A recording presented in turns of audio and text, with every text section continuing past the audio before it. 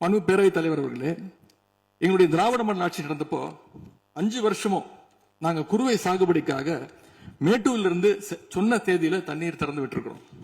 ஆனா புதிய அரசு ஆட்சிக்கு வந்திருக்கக்கூடிய இந்த சமயத்துல மேட்டூர் அணையில நீர் திறக்கிற அளவுக்கு அங்க தண்ணீர் இல்லை.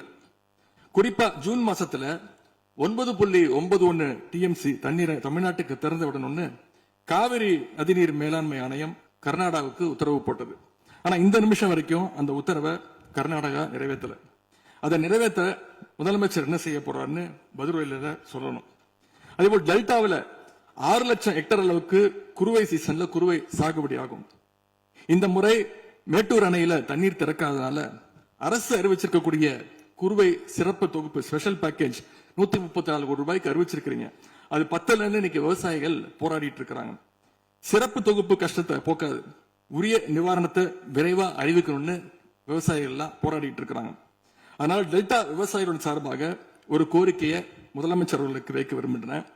தமிழ்நாடு முழுக்க போராடி இருக்கக்கூடிய அனைத்து விவசாய சங்க பிரதிநிதிகளையும் அழைச்சு முதலமைச்சர் அவசரமாக ஒரு ஆலோசனை கூட்டத்தை நடத்த வேண்டும்.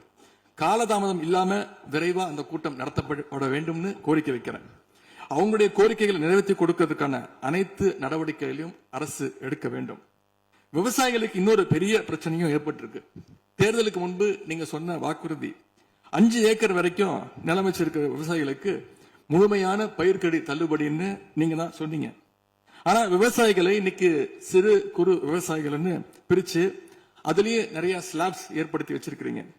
1 லட்சம் அளவுக்கு கடன் வாங்கியிருந்தா 5000 ரூபாய் வரைக்கும் தான் தள்ளுபடி கிடைக்கும் அப்படின்ற நிலைமையை இன்னைக்கு உருவாக்கி இருக்கீங்க. அதுக்கப்புறம் அதுலயும் ஒரு சேஞ்ச் கொண்டு வந்தீங்க. 75,000 ரூபாய் வரைக்கும் வாங்கினவங்களுக்கு முழு தள்ளுபடின்னு சொல்லி இருக்கிறீங்க.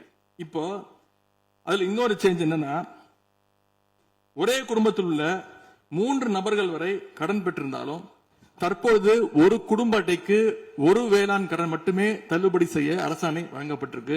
எங்களுடைய ஆட்சியில, கடந்த கால ஆட்சிகள்ல இதெல்லாம் முழு தள்ளுபடி கொடுத்திருக்கிறோம். எனவே அதையும் இந்த விவசாயிகளை இதுக்கு மேல குழப்பாம இந்த அரசு முடிவெடுக்க வேண்டும் என்று நான் கேட்டுக்கொள்கின்றேன்.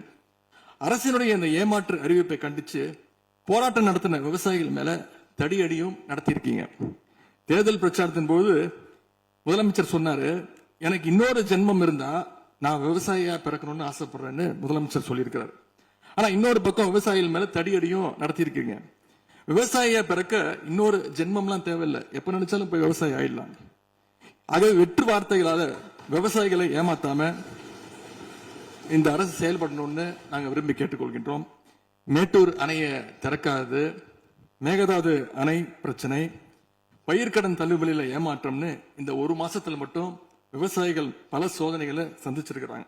பிளே ஸ்டோர் மற்றும் ஆப் ஸ்டோரில் இருந்து பாலிமர் செயலியை QR கோடு மூலம் பதிவிறக்கம் செய்யுங்கள். செய்திகளை உடனுக்குடன் பெறுங்கள்.